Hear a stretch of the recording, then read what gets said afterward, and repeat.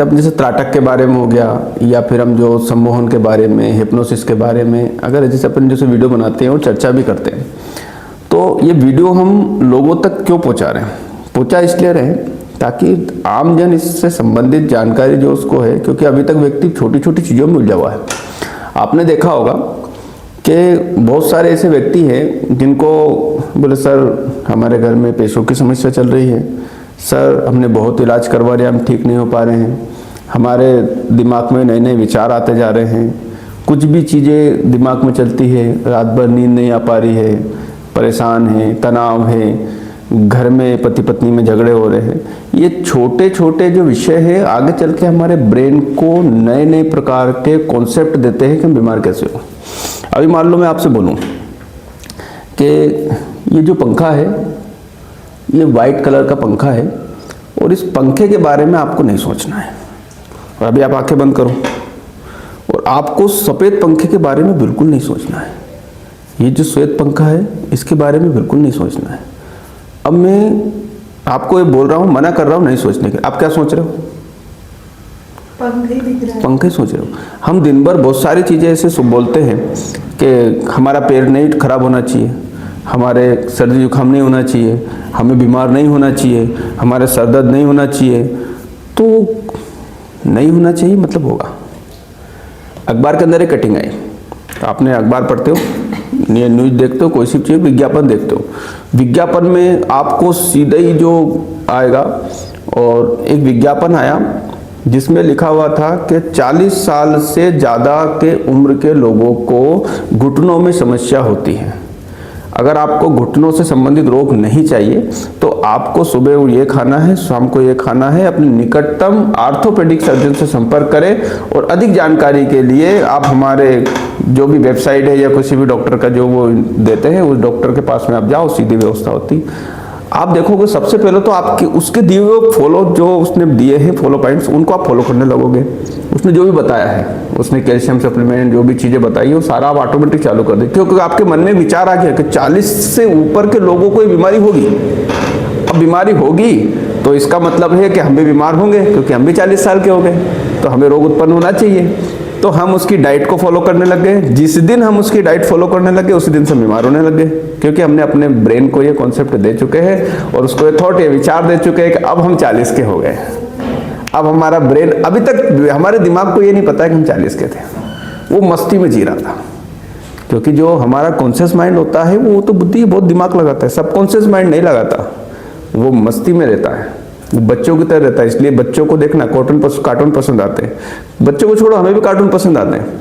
अगर कोई cartoon film आती है, अच्छे बूढ़े प्रकार के जो ऊंचे नीचे जो चेहरे वाले देखते हैं उसको देख को हंसने लग जाते हैं। क्यों? जैसे विचित्र चीज दिखती है हम उसके लिए आकर्षित होने लग जाते हैं। अजूबे इसीलिए हमें पसंद आते हैं, क्योंकि हमारा जो मस्तिष्क है, सबकॉन्शियस माइंड है, वो ज़्यादा अच्छी चीज़ों में बिलीव नहीं करता है। जो अच्छी नहीं है उस पर ज़्यादा अच्छा लगता है उसको बच्चों जैसी हरकत अच्छी लगती है। इसलिए किसी व्यक्ति को 60 साल की उम्र में भी है और उसके सामने छोटे छोटे बच्चे ले आके खड़े कर दो, जैसे छोटे बच्चे उसके पास में रहेंगे वो ऑटोमेटिक जो है बच्चों के साथ में खेलने लग जाएगा। अब वो तो 60 साल का है, वो 2-2, 3-3 साल के बच्चे हैं, क्यों खेल रहा है? क्यों? क्योंकि उसका सबकॉन्शियस माइंड छोटे बच्चों की तरह ही है, इसलिए वो उसमें दोस्ती करता है। इसलिए बुजुर्गों की दोस्ती बच्चों से ज़्यादा होती है। दादा को पोते ज़्यादा प्रिय होते हैं ना, इसीलिए होते हैं। हम जब अपने ब्रेन को एक्टिवेट करना लगते हैं तो एक्टिवेट कैसे करें? मैंने त्राटक के बारे में दोनों वीडियो अपन ने बना के जो दिए हैं, और हमने इसलिए नहीं दिए हैं कि लोग जो है उसका अनर्थक उपयोग है। त्राटक से हम अपने आप को बैलेंस करें, हम अपने सबकॉन्शियस माइंड को एक्टिवेट करें। हम किसी भी चीज़ को जब देखते हैं, किसी भी पर्टिकुलर चीज़ को देखते हैं तो उससे हमारा ब्रेन पूरी तरह से व्यवस्थित होता है। धीरे धीरे हम उसी के साथ में अंतःकोश में वही पॉजिटिव थिंग दे। हम ये मान के चलते हैं कि हम 100 साल हमारी मूल आयु है, 60 साल में आजकल लोग बीमार हो जाते हैं, 55-60 के बाद में तो बीमारी लग जाती है, बीपी शुगर थायराइड जैसी बीमारियां हमें लग जाती है, 40 के बाद में घुटने खराब हो जाते हैं, 70-80 में तो जाके कौन जिएगा साहब, नया जमाना है, आजकल तो 70-75 से ज़्यादा कोई जीता नहीं है। अब ये हमारा विचार है। तो अब हम ये बताओ कितने साल तक जी सकते हैं? 55 60 बस, क्योंकि हमने अपना क्राइटेरिया फिक्स कर रखा है, हमें उससे ज़्यादा जीना ही नहीं है, हमारी मानसिकता उससे ज़्यादा जीने की नहीं।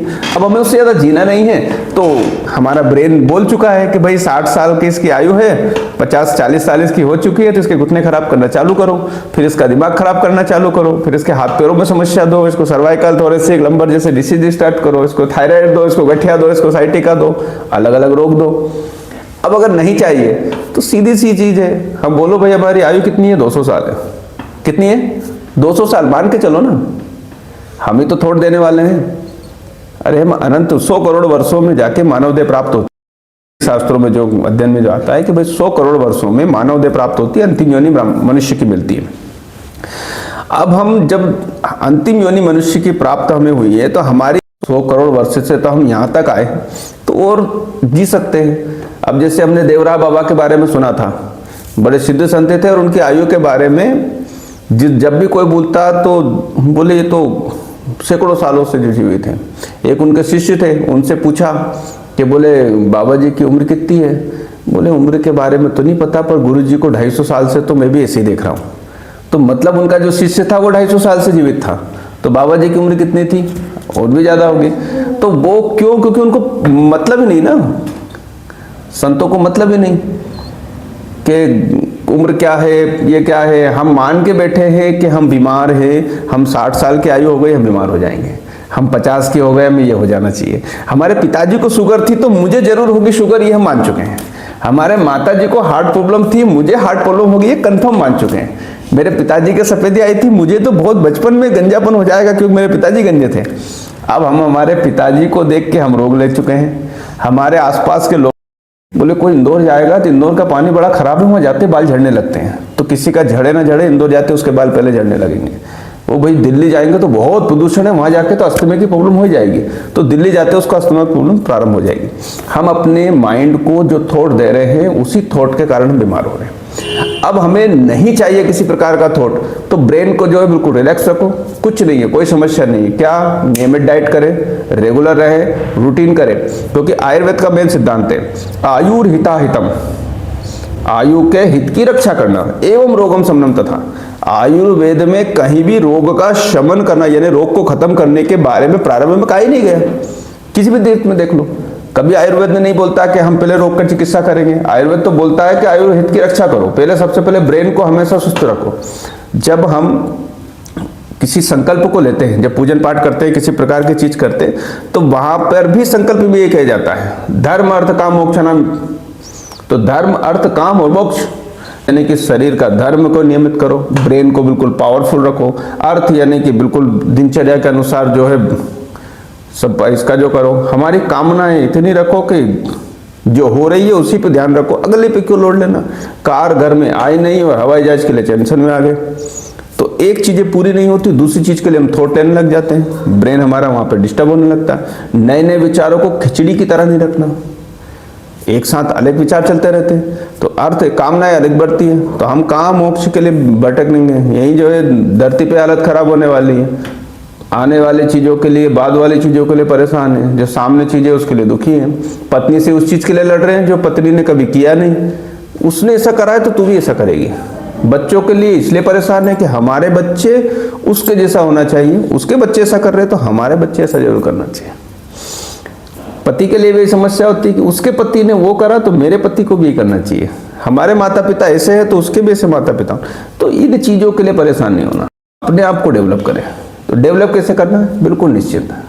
मैंने स्पाइन के बारे में आपको सबसे ज्यादा बोला है, चक्रों के बारे में सबसे ज्यादा बोला, लेकिन मैंने कभी भी ये नहीं बोला कि उसी के लिए घंटों ध्यान लगा के बैठे रहो। नहीं, 10 मिनट खुद के लिए निकालो। Self meditation only 10 minute, 10 minute बहुत है, पर्याप्त है आपके लिए, पर 10 मिनट सिर्फ आपके हों, आपके सिवा किसी और के ना। हम चीजें वही करें जो हमारे लिए आवश्यक हो। हम जैसे व्यक्ति के लिए करना चाहेंगे तो पहले खुद के लिए करें। अगर मैं किसी के लिए ईर्षा भाव रखूंगा, मान लो मेरे आपके प्रति गलत भावना है, तो जैसे ही मेरे मन में आपके प्रति गलत भावना आएगी, ऑटोमेटिक उसी समय आपके मन में मेरे प्रति गलत भावना आने लग जाएगी। क्यों? क्योंकि मैंने अपने ब्रेन से आपको गलत चीजें दी है। जो ऊर्जा मैं दूंगा वही ऊर्जा आपके पास में पहुंचेगी और वही ऊर्जा रिटर्न होकर मेरे पास आएगी। तो अधिकतर द्वेष भावना इसी कारण से होती है। हम जैसा करने लगते हैं, जिस प्रकार की हम भावना बनाने लगते हैं, उसी प्रकार की भावना बनती है। अब हम दिन भर द्वेष भावना में रहते हैं, दिन भर जो है चिड़चिड़ापन जो रहता है, मानसिक तनाव बना रहता है, हमेशा जो है इसी चीज़ में रहते हैं, मेरा व्यापार नहीं चल रहा है, मेरा कार्य नहीं चल रहा है, लोग मुझे राम राम नहीं कर रहे हैं, लोग मेरे साथ में बैठते नहीं हैं, मेरे कोई मित्र नहीं है, जो मित्र है मुझे धोखा दे के जा रहा है। हम भावना बना चुके हैं, कोई धोखा देगा तो देगा, हम उसके प्रति अच्छी भावना रखेंगे, अच्छा रखेगा। तो इन्हीं चीज़ों को आप नियमित एक दिनचर्या में लें। आज का वीडियो मैं इसलिए नहीं बना रहा हूँ कि आप बहुत ज़्यादा इसको जो देखें, लाइक करें, शेयर करें, सब्सक्राइब करें, आपका व्यक्तिगत विषय है, मुझे उसके बारे में ज़्यादा बोलना भी नहीं, क्योंकि आपका सपोर्ट मिले तो ठीक, नहीं मिले तो ठीक, मुझे जो विचार बोलना है मैं बोलता रहूँगा, क्योंकि आपके भले के लिए बोलना मुझे अच्छा लगता है। आयुर्वेद के बारे में चर्चा करता हूँ, स्पाइन के बारे में चर्चा करता हूँ, और उन चीज़ों के बारे में चर्चा करता हूँ जो आपके लिए आवश्यक होती है, क्योंकि चिकित्सा कर्म मुझे परमात्मा से प्राप्त हुआ और उस कर्म को मैं आपको बताऊं तो ही ठीक है। आयुर्वेद में एक ग्रंथ आता है, महर्षि वाग्भट ने जब अष्टांग हृदय को प्रारंभ किया तो प्रारंभ करते मंगलाचरण में उन्होंने सबसे पहले रागादि दोषों का ही वर्णन किया। रागादि दोष क्या होते हैं? काम, क्रोध, लोभ, मोह, ईर्ष्या, द्वेष, मत्सर, इस प्रकार के भाव, मत्सर भाव आए जाते हैं। हमें किसी प्रकार का आए ना आए, वो मुझसे अच्छा निकल गया, वो मुझसे आगे निकल गया, उसका घर तो मुझसे थोड़ा सा ऊंचा हो गया, उसकी घर की हाइट मुझसे 2 फीट ज्यादा हो गई, उसकी घर की बालकनी अच्छी बन गई, वो कार ले आया, वो ये ले आया, वो कर लिया, क्या है? अरे उसके लिए क्यों जीना? हम हमारे ब्रेन को पॉइंट दे रहे हैं, ट्रिगर कर रहे हैं कि भाई वो उसने ऐसा करा, फिर उससे द्वेष भावना, क्रोध भावना, काम भावना, किसी ने हमारा कार्य नहीं किया तो टेंशन में, किसी ने कर दिया तो टेंशन में। तो इन चीज़ों में जीते रहेंगे क्या? लोगों के लिए नहीं जीना, खुद के लिए जीना। और खुद के लिए कैसे जीना? बिल्कुल आनंद के साथ, हमेशा प्रसन्न रहने का मूल मंत्र ये है। सुबह जल्दी उठो, निश्चिंतता के साथ, सुबह उठते ही वैदिक धर्माचरण के अनुसार ही चलो, सबको धन्यवाद कहते चलो। कोई अगर धन्यवाद क्यों? क्योंकि तूने गाली देना सिखाया, अच्छा है भाई, कम से कम कुछ तो जो कर रहा है। कोई आपको आप आशीर्वाद दे तो उसका धन्यवाद, प्रकृति हवा दे रही है तो उसका धन्यवाद। हमेशा निश्चिंत रहे, जितना हो क्रोध को त्यागे। क्रोध ही सबसे ज्यादा नुकसानदायक है, छोटी छोटी बातों पे ऊपर जो क्रोध करना। पत्नी ने 5 मिनट जो है भोजन लेट बना दिया तो हम चिंता में आ जाते हैं और उसके ऊपर क्रोध करना चालू कर देते हैं, तो ये भी नुकसानदायक है। अगर मान लो बस में किसी ने हल्का सा धक्का दे दिया तो सीधे उससे कुश्ती फाइटिंग, ये भी जो नुकसानदायक है। 5 मिनट की लड़ाई के लिए हल्का सा धक्का लगा, ठीक है दादा, उस धक्के के चक्कर में पूरा दिन हवालात के चक्कर खाने पड़ेंगे, वो ज़्यादा घातक हो जाएगा। इसलिए धैर्यता ज़्यादा अच्छा। छोटी छोटी चीज़ें इनको अवॉइड करना चालू करो, आप देखोगे आपका दिन सुधरने लगेगा। जितना समय इस पर वेस्ट करो उतना समय अपने जो ब्रेन को डेवलप करने में लगाओ। दिन भर की दिनचर्या व्यवस्थित रखो, क्रोध को बिल्कुल त्यागो, और जितना हो सके मैं आपको बोलता हूँ रात में 10:30 से 11 का समय और सुबह 4 से 6 बजे का समय है। इस समय पे आप 10 मिनट भी अगर आंखें बंद करके मगर बैठ गए तो आपको आनंद आ जाएगा, बहुत आनंद आएगा। आप देखोगे आपका ब्रेन ऑटोमेटिक डेवलप होने लगेगा, आपकी मन स्थिति बहुत शुद्ध होने लगेगी। मैं उसके लिए अलग अलग छोटे छोटे वीडियो बहुत सारे तैयार करने वाला हूँ, उससे रिलेटेड ही। आपको कोई भी समस्या हो, आपको पैसों की समस्या चल रही है, व्यापार में समस्या चल रही है, पति पत्नी में झगड़े की समस्या चल रही है, सारी चीज़ें आप उसके द्वारा नॉर्मल ठीक कर सकते हो। और करना कुछ नहीं है, नॉर्मली उसको व्यवस्थित करना है, ब्रेन को नॉर्मली ही डेवलप करना है। छोटे छोटे उपाय, ये सारी चीज़ें, और ब्रेन से करना, किसी को नहीं बोलना, किसी के पास जाना नहीं, किसी पर टेंशन नहीं लेना, ऑटोमेटिक ध्यान में बैठे निश्चिंत, जो सोचना है नेक्स्ट डे क्या करना है अपने आप होगा। बाकी मैं बहुत सारी चीज़ें आपको वीडियो में दूंगा, यहाँ तो सिर्फ मैं आपसे बात करने आया था। अब आपके भाग्य में होगा तो चर्चा आप सुनोगे, नहीं होगा तो नहीं सुनोगे। जय श्री राम।